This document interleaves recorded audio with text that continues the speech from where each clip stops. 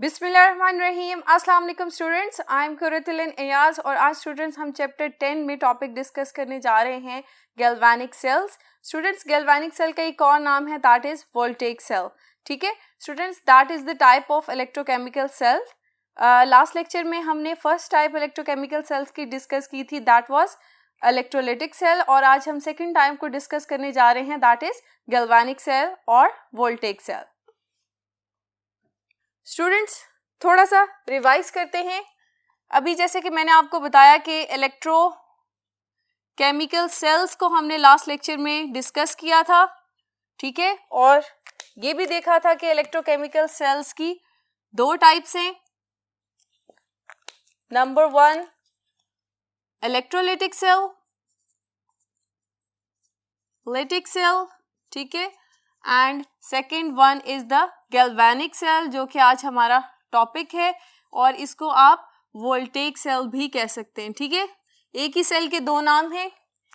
Difference क्या है इन दोनों सेल्स के अंदर कि इलेक्ट्रोलाइटिक सेल में नॉन स्पॉन्टेनियस रिएक्शन प्रोसीड करता है, ठीक है, यानी आपको इलेक्ट्रिसिटी सप्लाई करनी पड़ती है फिर एक केमिकल चेंज आता है। ठीक है, ऐसा रिएक्शन जो ऑटोमेटिक ना हो सके वो इलेक्ट्रोलाइटिक सेल में होता है। ठीक है, गैल्वेनिक सेल इलेक्ट्रोलाइटिक सेल से कैसे डिफरेंट हैं? गैल्वेनिक सेल में क्या होगा? स्पॉन्टेनियस रिएक्शन होगा। ठीक है, स्पॉन्टेनियस रिएक्शन आप किन्हें कह सकते हैं? जो कि ऑटोमेटिकली प्रोसीड करें, जिन्हें कंप्लीट होने के लिए किसी एक्सटर्नल एड की जरूरत ना हो, किसी एनर्जी की जरूरत ना हो, ऐसे रिएक्शंस को हम क्या कहते हैं? स्पॉन्टेनियस रिएक्शंस कहते हैं। ठीक है, तो स्टूडेंट्स आप फिर गैल्वेनिक सेल को कैसे डिफाइन कर सकते हैं? Definition of galvanic cell will be the type of electrochemical cell in which chemical energy is converted into electrical energy is called galvanic cell। ठीक है, galvanic और वोल्टेइक सेल। अब इस डेफिनेशन से हमें फर्दर क्या इंफॉर्मेशन मिल रही है कि ये वो इलेक्ट्रोकेमिकल सेल की टाइप है जिसके अंदर एक केमिकल चेंज की वजह से इलेक्ट्रिक करंट प्रोड्यूस होता है। ठीक है, तो इसको थोड़ा सा एलेबोरेट करते हैं कि कैसे एक केमिकल चेंज की वजह से इलेक्ट्रिक एनर्जी प्रोड्यूस होगी। उसके लिए हम एक स्पॉन्टेनियस रिएक्शन की एग्जांपल देखते हैं। स्टूडेंट्स, अगर आप एक बीकर में कॉपर सल्फेट का सॉल्यूशन लें और उसके अंदर जिंक स्ट्रिप ऐड कर दें, ठीक है, जिंक मेटल की स्ट्रिप, सॉलिड मेटल की स्ट्रिप ऐड कर दें, तो कॉपर सल्फेट के सॉल्यूशन का कलर क्या होता है? ब्लू होता है। ठीक है, after adding zinc strip copper sulphate के सॉल्यूशन का कलर क्या हो जाएगा, या आप कह लें सॉल्यूशन का कलर चेंज हो जाएगा, ट्रांसपेरेंट हो जाएगा। ठीक है, और जो जिंक है, जो स्ट्रिप, जितना पार्ट जिंक का डिप होगा सॉल्यूशन के अंदर, उसके ऊपर डेपोजिशन हो जाएगी कॉपर मेटल की। ठीक है, अब आप यहाँ पर यही चीज देख भी सकते हैं कि कॉपर सल्फेट सॉल्यूशन के अंदर जब आपने जिंक मेटल की स्ट्रिप ऐड की, कुछ देर के बाद सॉल्यूशन का कलर ट्रांसपेरेंट हो गया है और जिंक सॉलिड मेटल की जो स्ट्रिप थी उसके ऊपर कॉपर मेटल जो है वो डिपॉजिट हो चुका हुआ है। ठीक है, that is a spontaneous reaction. आपने देखा कि इस रिएक्शन को प्रोसीड करवाने के लिए हमने कोई हीट सप्लाई नहीं की, कोई बैटरी की एनर्जी हमने, या आप कह लें कोई इलेक्ट्रिक करंट प्रोवाइड नहीं किया, ये ऑटोमेटिक रिएक्शन हो गया। ठीक है, अब इसका केमिकल रिएक्शन हम देखेंगे कि यहाँ पर हुआ क्या है कि जिंक सॉलिड फॉर्म में था, जिंक सॉलिड फॉर्म में था, तो जिंक ने क्या किया है? इलेक्ट्रॉन लूज की। जब ये सॉल्यूशन के साथ कांटेक्ट में आया, जिंक आयंस में कन्वर्ट हो गया और 2 इलेक्ट्रॉन्स इसने रिलीज किए। ठीक है, अब सॉल्यूशन के अंदर क्या मौजूद थे? Copper ions, Cu+2।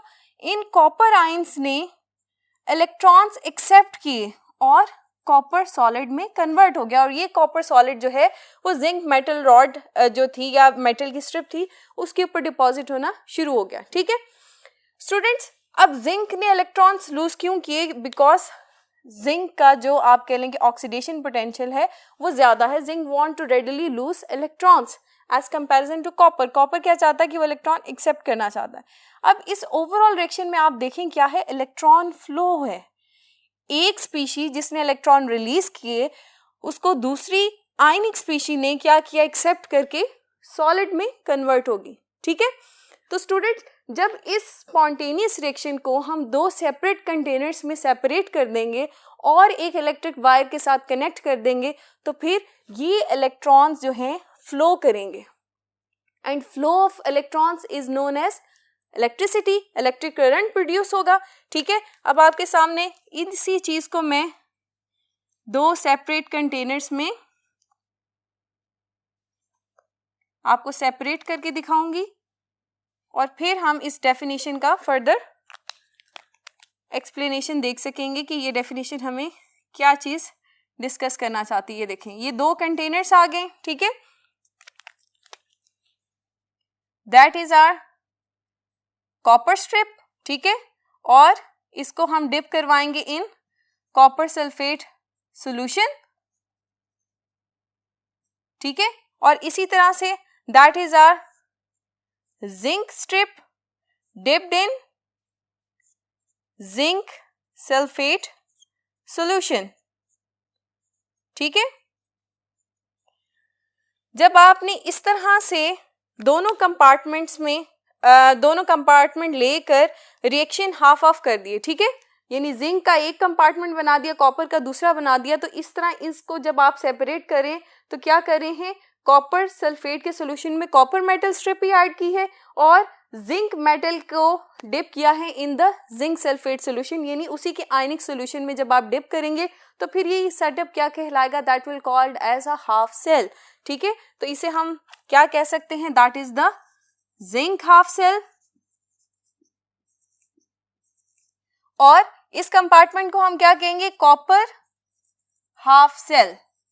ठीक है, अब हमने क्या कहा था कि हम इसको एक्सटर्नली कनेक्ट कर देंगे एक वायर के थ्रू. ये हमने वायर इसके साथ अटैच कर दी. ठीक है, अब क्या होगा, रिएक्शन क्या था, zinc solid will loses electron and converted into zinc ions. तो यहां पर क्या होगा स्टूडेंट्स, इलेक्ट्रॉन्स रिलीज जो होंगे वो इस वायर के थ्रू ट्रेवल करते हुए कॉपर के कंपार्टमेंट में एंटर होते जाएंगे और यहां कॉपर हाफ सेल में क्या होगा, copper ions will accept that electrons और कॉपर सॉलिड में डिपॉजिट होते जाएंगे. ठीक है स्टूडेंट्स, अब आप यही रिएक्शन यहां सामने देखें. ये आपके सामने दो हाफ सेल्स हैं. ठीक है, zinc half cell and copper half cell. ठीक है, अब यहाँ पर आप देख सकते हैं कि जिंक कंपार्टमेंट में या जिंक हाफ सेल्स में क्या हो रहा है, zinc will lose electrons zinc ions में कन्वर्ट हो रहा है और ये इलेक्ट्रॉन्स जो हैं वो ट्रेवल करके कॉपर कंपार्टमेंट के अंदर एंटर हो रहे हैं और वहाँ पर copper ions from the solution they are accepting the electrons और वो कॉपर सॉलिड मेटल के अंदर कन्वर्ट होके कॉपर रॉड के ऊपर डिपॉजिट होते जा रहे हैं. ठीक है, और अब आप देखें कि ये दो हाफ सेल्स जो हैं एक्सटर्नली वायर के साथ कनेक्टेड हैं और ये दोनों सॉल्यूशंस जो हैं हमने सॉल्ट ब्रिज के साथ कनेक्ट किए हैं ताकि इन दोनों सॉल्यूशंस में एक कनेक्शन रहे. ठीक है, तो स्टूडेंट्स यहाँ पर हम अपने इस अप्रेटिस में भी इस सॉल्ट ब्रिज को इंट्रोड्यूस करवा देते हैं. This is our salt bridge.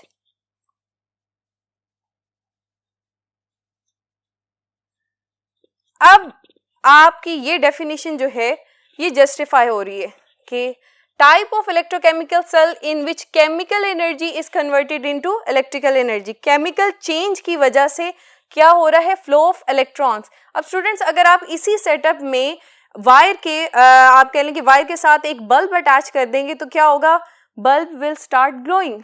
ठीक है, बल्ब का ग्लो करना इस चीज का एविडेंस है कि यहाँ पर इलेक्ट्रिक करंट प्रोड्यूस हो रहा है. ठीक है, तो इसका मतलब है कि हमारी ये डेफिनेशन जस्टिफाइड है और ये हमारा जो पूरा सेटअप है ये क्या कहलाएगा, that is our galvanic cell. ठीक है स्टूडेंट्स, फर्दर गैल्वेनिक सेल की कंस्ट्रक्शन देखते हैं कि इसके अंदर कौन कौन से एलिमेंट्स हैं और फर्दर उसकी वर्किंग देखेंगे, डिटेल में डिस्कस करते हैं। स्टूडेंट्स अब कंस्ट्रक्शन लिख लेते हैं कि कौन कौन सी चीज़ें हमने गैल्वेनिक सेल में डिस्कस की हैं। हमने सबसे पहले देखा there are two half cell, ठीक है, एक को हम कहेंगे left half cell, left half cell, इसे आप जिंक हाफ सेल भी कह सकते हैं, zinc half cell,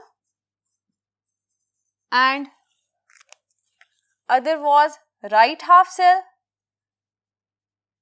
right side पे जो था that was right half cell, ठीक है, और उसके अंदर कॉपर हाफ सेल भी उसे आप कह सकते हैं। स्टूडेंट्स जब कोई रिएक्शन नहीं होगा, यानी जब ये दोनों हाफ सेल्स जो हैं वो वायर के साथ कनेक्ट नहीं होंगे, तो फिर इनके अंदर कौन से रिएक्शंस होंगे जो इक्विलिब्रियम में होंगे, मैं वो लिखने लगी हूँ। जिंक सॉलिड, वो जिंक आयंस में कन्वर्ट हो रहा होगा, 2 इलेक्ट्रॉन्स रिलीज करेगा, और यही जिंक आयंस जो है इन 2 इलेक्ट्रॉन्स को एक्सेप्ट करके रिवर्स रिएक्शन हो रहा होगा। दोनों रिएक्शन जो है वो इक्विलिब्रियम में होंगे जब कोई एक्सटर्नल अटैचमेंट नहीं होगी, यानी हम दोनों सेल्स को राइट और लेफ्ट हाफ सेल को जब कनेक्ट नहीं करेंगे तो तब ये रिएक्शन जो होगा ये इक्विलिब्रियम में होगा, ठीक है। अब राइट हाफ सेल में क्या होगा, कॉपर पॉजिटिव 2 प्लस 2 इलेक्ट्रॉन्स, ये कॉपर सॉलिड में कन्वर्ट हो रहे होंगे, ठीक है, यानी कॉपर आयंस इलेक्ट्रॉन्स एक्सेप्ट करके सॉलिड कॉपर में कन्वर्ट हो रहे होंगे और इसका रिवर्स रिएक्शन जो है इक्विलिब्रियम में होगा, ठीक है। अब स्टूडेंट्स जब हमने इन दोनों हाफ सेल को क्या कर देंगे, एक्सटर्नली वायर के साथ कनेक्ट कर देंगे, तो फिर जिस आप कह लें इलेक्ट्रोड पे ऑक्सीडेशन होगी उस इलेक्ट्रोड को हम क्या कहेंगे, एनोड कहेंगे, ठीक है। अब हमारे स्टूडेंट्स गैल्वेनिक सेल में ऑक्सीडेशन किसकी हो रही है, जिंक की हो रही है, तो जिंक हमारा क्या है, जिंक इलेक्ट्रोड जो है that is called our anode, ठीक है। तो जिंक पे आप दोबारा से रिवाइज कर लें, देख लें कि जिंक सॉलिड जो है वो जिंक आयंस में कन्वर्ट हो रहा है और इलेक्ट्रॉन रिलीज कर रहा है। तो अब हम इसका रिएक्शन लिख देंगे, zinc solid converted into zinc ions and 2 electrons release. ये तब की बात है जब हमारा गैल्वेनिक सेल वर्किंग में है, ठीक है।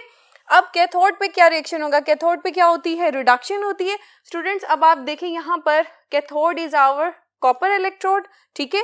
अब यहाँ पर देखें कि इलेक्ट्रॉन जो हैं वो कॉपर कंपार्टमेंट में या कॉपर हाफ सेल में एंटर हो रहे हैं और सोल्यूशन में से कॉपर आयन जो हैं वो इलेक्ट्रॉन्स को एक्सेप्ट कर रहे हैं और सॉलिड फॉर्म में कॉपर इलेक्ट्रोड पे डिपॉजिट होते जा रहे हैं।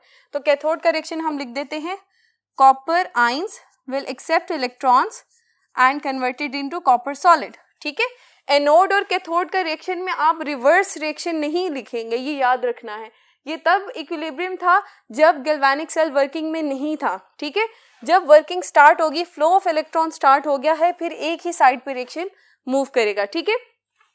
ओवरऑल रिएक्शन ऑफ सेल आप कैसे लिख सकते हैं कि zinc solid reacts with copper ions, ठीक है, और क्या हो रहा है कि zinc converted into zinc ions और कॉपर जो है वो सॉलिड फॉर्म में इस तरह से बन जाएगा।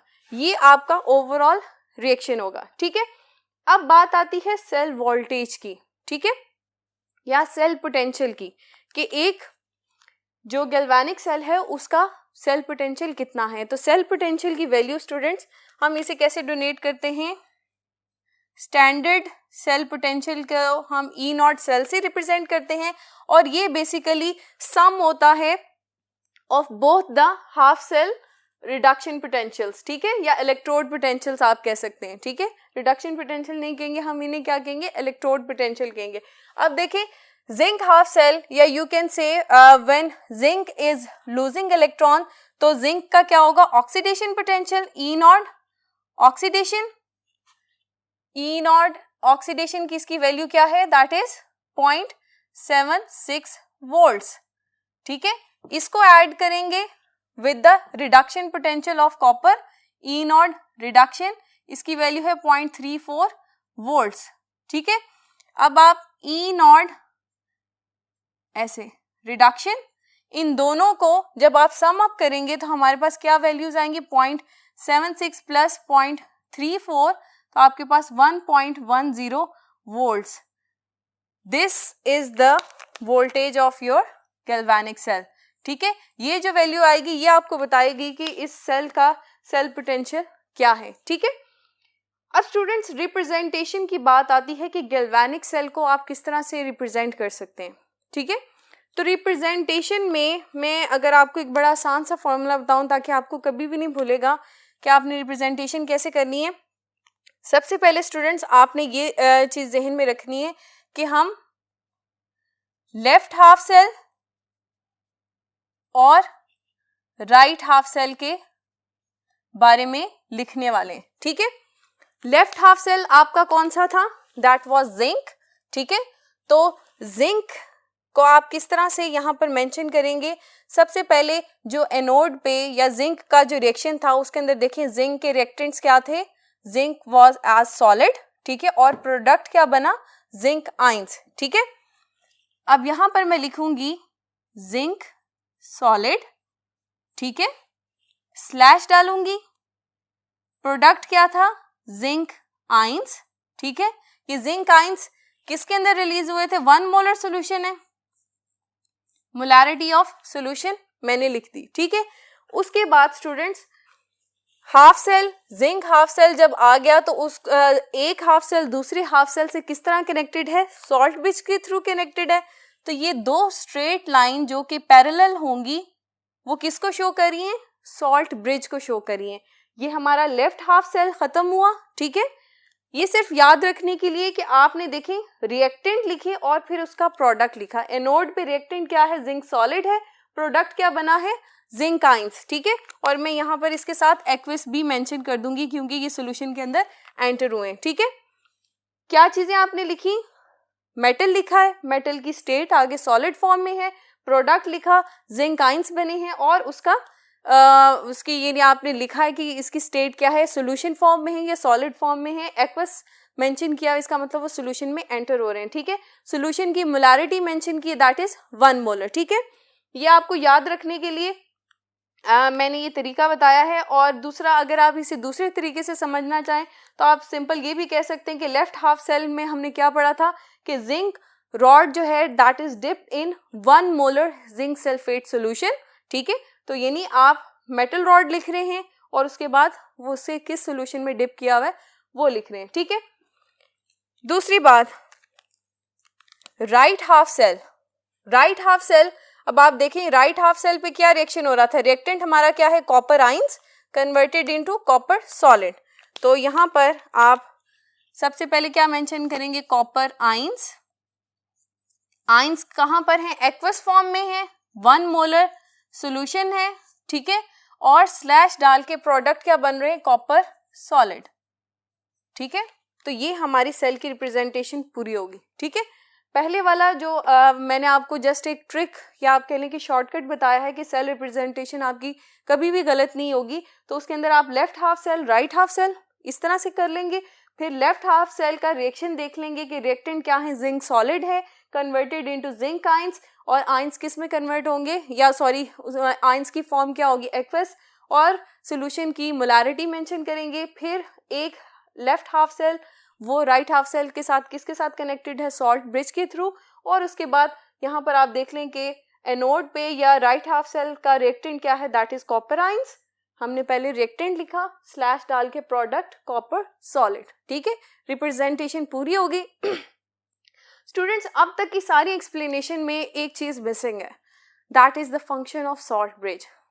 यानी हमने देख लिया कि लेफ्ट हाफ सेल में क्या रिएक्शन हो रहा है, राइट हाफ सेल में क्या रिएक्शन हो रहा है, जब दोनों कनेक्टेड नहीं थे क्या रिएक्शन था, जब वर्किंग में गैल्वेनिक सेल आया तब क्या रिएक्शन था। लेकिन इस सारी एक्सप्लेनेशन में हमने सॉल्ट ब्रिज का फंक्शन डिस्कस नहीं किया कि सॉल्ट ब्रिज जो दोनों हाफ सेल्स को कनेक्ट कर रहा है आखिर इसका पर्पस क्या है, और सॉल्ट ब्रिज जो है वो किस चीज़ का बना हुआ है, इसका फंक्शन क्या है। तो स्टूडेंट्स आइए पहले इसको डिस्कस करते हैं कि सॉल्ट ब्रिज क्या है और उसका क्या फंक्शन है। स्टूडेंट्स सबसे पहले इस बोर्ड में हम फंक्शन ऑफ सॉल्ट ब्रिज को डिस्कस करें, ठीक है। उसके बाद हम डिस्कस करेंगे रिचार्जिंग ऑफ गैल्वेनिक सेल। तो बात आती है function of salt bridge, salt bridge क्यों इंपॉर्टेंट है या गैल्वेनिक सेल में हम सॉल्ट ब्रिज क्यों इस्तेमाल करें। तो स्टूडेंट्स सॉल्ट ब्रिज क्या है, that is basically a U shape tube, U-shaped tube that is filled with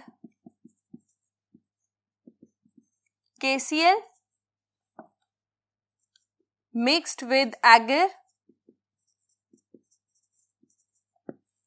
and second point, it connects both half cells in voltaic cell.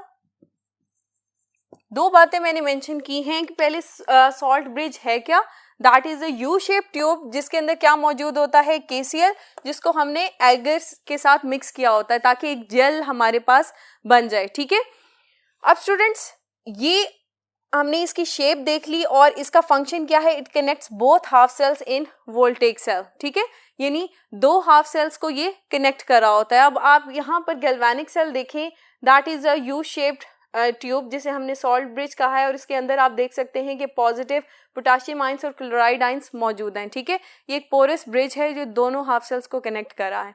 अब इसकी इंपॉर्टेंस क्या है या इसका फंक्शन क्या है, ये स्टूडेंट्स हमें तभी पता चल सकता है जब हम ये देखेंगे कि गैल्वेनिक सेल में अगर सॉल्ट ब्रिज ना हो तो क्या होगा। तो स्टूडेंट्स अगर हम गैल्वेनिक सेल से सॉल्ट ब्रिज को माइनस कर दें तो फिर हम देखेंगे कि रिएक्शन स्टार्ट तो हो जाएगा, जिंक कंपार्टमेंट में से या एनोड में से इलेक्ट्रॉन्स निकल रहे हैं, कॉपर कंपार्टमेंट में एंटर तो हो रहे हैं, लेकिन जैसे जैसे ये रिएक्शन प्रोसीड करता जाएगा तो जिंक कंपार्टमेंट में आप देख सकते हैं कि पॉजिटिव आइंस बहुत ज़्यादा होते जा रहे हैं और कॉपर कंपार्टमेंट में सल्फेट आइंस जो कि नेगेटिव आइंस है वो बहुत ज़्यादा एक्यूमुलेट हो रहे हैं। तो एक टाइम आएगा कि इस चार्ज एक्यूमुलेशन की वजह से आप अपने वोल्ट मीटर पे वोल्टेज ड्रॉप देखेंगे, यानी जीरो हो जाएगा। इट्स मीन के फर्दर कोई और रिएक्शन प्रोसीड नहीं करेगा, यहाँ पर रिएक्शन स्टॉप हो जाएगा due to charge accumulation in each half cell. तो स्टूडेंट्स हमारा सॉल्ट ब्रिज इस चार्ज एक्यूमुलेशन को प्रिवेंट करेगा। जब हम सॉल्ट ब्रिज इसमें प्लेस कर देंगे तो फिर आप देख सकते हैं कि कॉपर कंपार्टमेंट में से नेगेटिव आइंस जो कि सल्फेट आइंस हैं वो ये सॉल्ट ब्रिज में से ट्रेवल करते हुए हमारे जिंक कंपार्टमेंट में ऐड होते जाएंगे और यहाँ पर इलेक्ट्रिकल न्यूट्रलिटी हो जाएगी। ठीक है, यानी इलेक्ट्रिकली दोनों कंपार्टमेंट्स जो हैं वो न्यूट्रल हो जाएंगे। ठीक है, चार्ज एक्यूमुलेशन नहीं होगी। तो यू कैन से what is the function of salt bridge.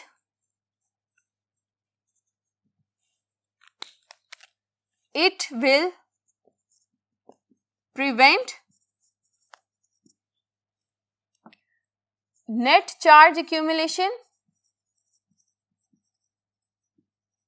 ठीक है,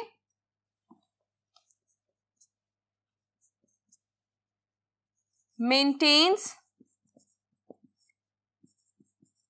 इलेक्ट्रिकल न्यूट्रलिटी। ठीक है, और प्रिवेंट मिक्सिंग ऑफ इलेक्ट्रोलाइट्स, यानी जो इलेक्ट्रोलाइट सॉल्यूशंस दोनों हाफ सेल में हैं उनको मिक्स नहीं होने देगा। ठीक है, और इन दोनों को आप कह लें कि इन दोनों का कनेक्शन भी मेंटेन रखेगा with the help of ion movement, यानी नेगेटिव आयंस जो हैं वो राइट कंपार्टमेंट और यू कैन से कॉपर कंपार्टमेंट में से ट्रेवल होते हुए जिंक कंपार्टमेंट के अंदर एंटर होते जाएंगे। ठीक है, तो that was about the function of salt bridge. ठीक है, अब स्टूडेंट्स हम बात करते हैं रिचार्जिंग ऑफ गैल्वेनिक सेल। तो स्टूडेंट्स अब क्या होगा कि जब हमने अभी देखा कि गैल्वेनिक सेल में स्पॉन्टेनियस रिएक्शन होने की वजह से इलेक्ट्रिक करंट प्रोड्यूस होता है, और अगर हम कोई रेजिस्टेंस इसके साथ अटैच कर दें से बल्ब या कोई भी इलेक्ट्रॉनिक डिवाइस, तो क्या होगा, ये जो गैल्वेनिक सेल है ये यूज होता जाएगा या यू कैन से ये डिस्चार्ज होता जाएगा। ठीक है, तो इसको हम रिचार्ज कर सकते हैं किस तरह से कि हम इसके रिएक्शन को रिवर्स कर देंगे। ठीक है, यानी नॉन स्पॉन्टेनियस रिएक्शन को हम प्रोसीड करवाएंगे with the help of battery, यानी गैल्वेनिक सेल के साथ स्टूडेंट्स जब आप बैटरी अटैच कर देंगे तो सारा रिएक्शन रिवर्स हो जाएगा। अब हमारा जो कॉपर पहले कैथोड था, अब copper electrode act as anode. ठीक है, और जो हमारा जिंक था that was acting as anode, अब रिचार्जिंग में क्या बन जाएगा, कैथोड बन जाएगा। ठीक है, तो कॉपर के कंपार्टमेंट में क्या होगा, copper ions will lose electrons और कॉपर आइंस बनना शुरू हो जाएंगे और वहां से इलेक्ट्रॉन्स ट्रेवल करते हुए जिंक कंपार्टमेंट में ऐड होंगे और zinc ions will accept electrons और वो वापस रॉड पे अटैच होते जाएंगे, ठीक है। तो रिवर्स रिएक्शन हो जाएगा, now your galvanic cell is behaving like electrolytic cell, ठीक है। ये इलेक्ट्रोलाइटिक सेल की तरह बिहेव कर रहा है और इसके अंदर कौन सा रिएक्शन हो रहा है, नॉन स्पॉन्टेनियस रिएक्शन हो रहा है। तो स्टूडेंट्स अब रीचार्जिंग में गैल्वेनिक सेल के रिएक्शंस क्या होंगे, अब एनोड कौन सा होगा, कॉपर, तो यहाँ पे कॉपर का रिएक्शन लिखेंगे, copper solid will convert into copper ions, 2 electrons release करेंगे, ये इलेक्ट्रॉन कैथोड, अब कैथोड को क्या है, जिंक है, जिंक कंपार्टमेंट के अंदर एंटर होंगे और जिंक विल एक्सेप्ट इलेक्ट्रॉन्स और जिंक सॉलिड में कन्वर्ट होता जाएगा, ठीक है। तो जिंक एटम्स की डिसॉल्व प्लेट वापस रीजनरेट हो जाएगी इसी तरह से, यानी अब हमारा जो गैल्वेनिक सेल है वो रिचार्ज हो गया। तो ओवरऑल रिएक्शन क्या होगा, copper solid plus zinc ions, they will convert into copper ions and zinc solid, ठीक है। तो इट्स मीन कि रिएक्शन रिवर्स होने से हमारा गैल्वेनिक सेल जो है वो रिचार्ज हो गया, ठीक है। तो you can say galvanic cells are rechargeable cells. तो स्टूडेंट्स अब ये हमने कंप्लीट इंफॉर्मेशन ले ली about the construction, working and function of salt bridge of galvanic cell, ठीक है। साथ ही साथ हमने ये भी देखा कि गैल्वेनिक सेल को आप रिचार्ज भी कर सकते हैं। तो स्टूडेंट्स आज का लेक्चर हम अपना यहाँ पर ख़त्म करते हैं, अपना बहुत सा ख्याल रखिए, अल्लाह हाफिज़।